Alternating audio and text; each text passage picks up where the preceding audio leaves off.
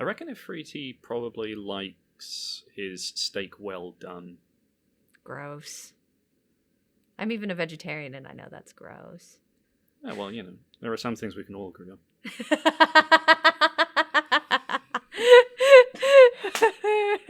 Hi there, I'm James. And I'm Emme. And you have stumbled once again into the dark corners of knowledge and mystery that is the Bestiary, Monster Manual A through Z. This week, Emme, we are looking at... The Efreeti. The Efreeti. Continuing our delving into the realms of Genies, the mysterious beings of the elemental planes. The Efreeti, singular, Efreet, plural, are elemental creatures of the plane of fire. And probably the nastiest ones that we're going to discuss in the genie category. By several metrics, at least. Yeah, these guys are the lawful evil ones, and they have a particular interest in fighting, conquering, domineering. They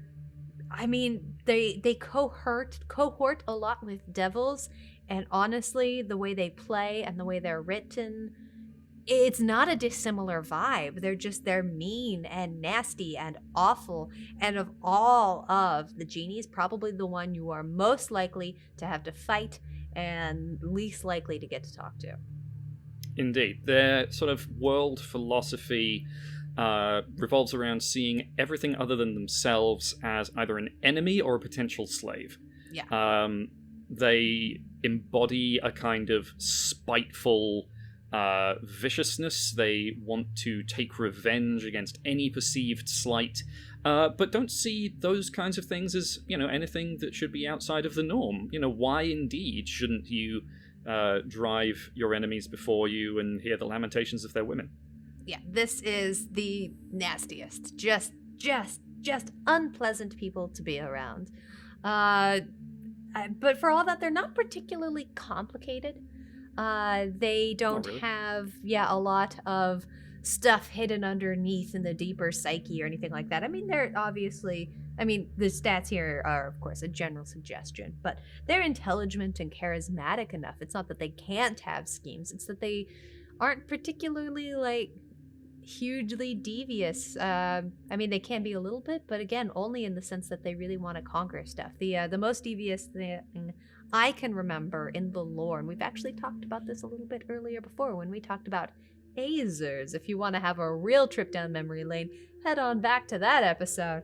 But they have their city on the plane of fire, which is the city of brass, which the Azers constructed, and upon the ending of that contract, they tried to have the Azers all killed, so they actually still to this day have kind of a nasty little turf war happening where occasionally the Efreeti, or the Efreet, that's right, plural problems, it seems so backwards to me, the Efreet will try to have the Azers killed fairly regularly. It's kind of a general thing that happens every now and again, but even then that's kind of almost predictable.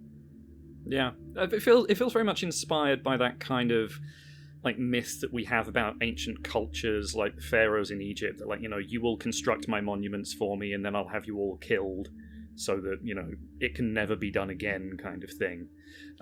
Whether or not that's true or not, it doesn't change the mythology of how we view that way of conquering things, and it's very evident here.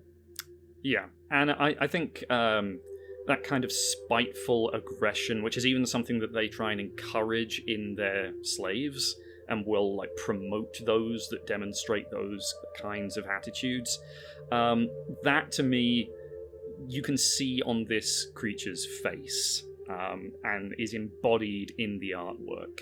Just from that stance of practiced martial aggression up through the, again, fairly ornate but somewhat more practical garb as compared to some of the other genies that you have in the Monster Manual, to very dense-looking musculature, huge sword, obviously, and then that face and the head in general is just kind of nasty. Everything about this guy is generally terrifying. This art, when you're looking at it, of all of them, for whatever reason, even though I know I talked earlier about how the size of the Tao's hands was so very intimidating, but this one particularly, these are large, creatures, and this one I see as large the most easily, personally. Yeah. Everything about the way the stance and the muscles and the practice, like you were saying, it's so distinct and it feels larger than life. Also, looking at it, I couldn't help but notice that this is the one that we actually see the least of its element embodied in. It's more of its nature and spirit. For example, with the Tao, you could see its skin was made of that clay and earth and rock. And with the Jinn, it's literally coming out of air. But with this Efreeti, it's big, but I don't see any flames yet. Yeah, no, I mean, aside from like the red skin, as you know, if you compare to like the Genie, for example, where in its artwork it is literally forming out of an airy, wispy mist, there's no evidence of flame or fire on the Efreeti, which is a bit odd and kind of interesting because, like all of the other Genies, they have their, standard multi-attacks, but they also have the ability to turn their element into a weapon. In the case of the Efreeti, it's Hurl Flame. The abilities it has under its spellcasting are, for example, to be able to summon a flame elemental, conjure a wall of fire. When they die, they explode into flames, and yet none of that's represented in the art, which isn't a problem. It still looks cool. Oh, it looks super cool. It's an interesting choice. I do think that we see within the art here various different spans of what you could do with any particular Genies. Like we've said multiple times in these episodes, a lot of this is suggestion. These are incredibly variable creatures. These are personalities. If you have one in your campaign, it's almost certainly a big deal. So you could certainly work on maybe it existing within a cloud of flame, or you could go with this a little bit more of a simpler representation based on what you need. So yeah, your particular Efreeti, or Efreet, if there's more than one, don't have to look exactly like this. Mm-hmm. Maybe the ground bursts into flame wherever they walk, or something like that.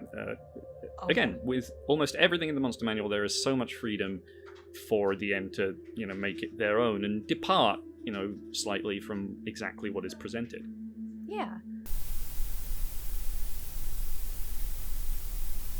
And there's even a little bit here, I noticed, it's just kind of in a flavor text, that there's almost within Efreet and Efreeti culture, there's even more status to be had between individual elementals, which we've talked a little bit about here as well. So I know if you're running a particularly elemental-based campaign, this might be a fun way to go. Here in the flavor text, they talk about the armies of the Grand Sultan. They're being kept by devils and red dragons. And I think this is a really fun little bit of flavor text, primarily because it encourages you to maybe even build a more powerful version of this. This is kind of the base level of where Genies can kind of start. Which I know, again, we've mentioned it before, but there's so much invention to have with a creature this powerful that I think is really delightful.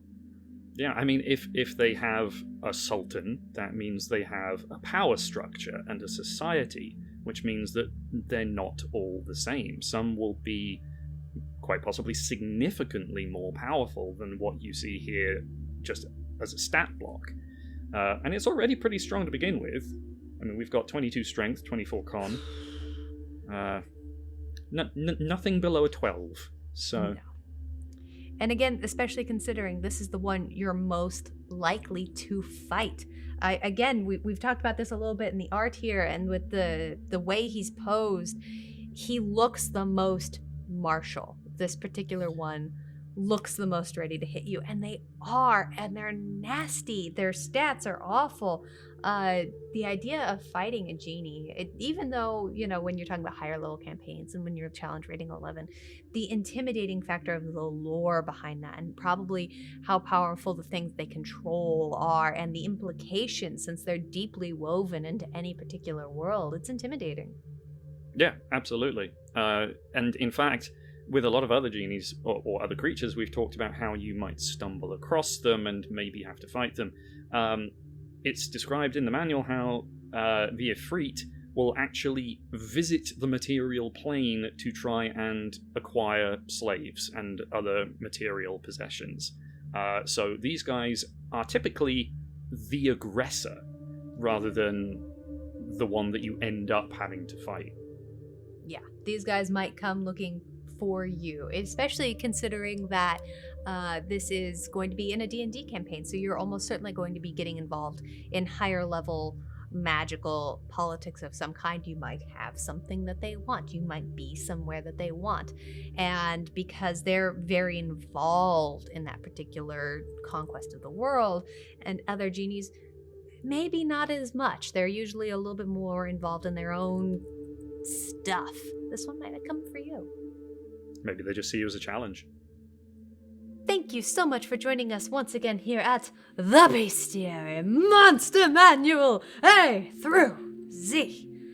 If you've ever met an Efreeti coming out of the plane of fire to take everything that you and your friends have fought for, what would you buy them for dinner? Please tell us in the comments down below. I'd really love to hear a little bit more about it. And while you're there, you can give this video a like if you enjoyed it. You can check out all the links to all of our social media. You can find our Patreon. We love our patrons so much, and we are so eternally grateful for you. You can subscribe. You can find some more videos here, and you can join us next week when we round out the Genies section with The Married.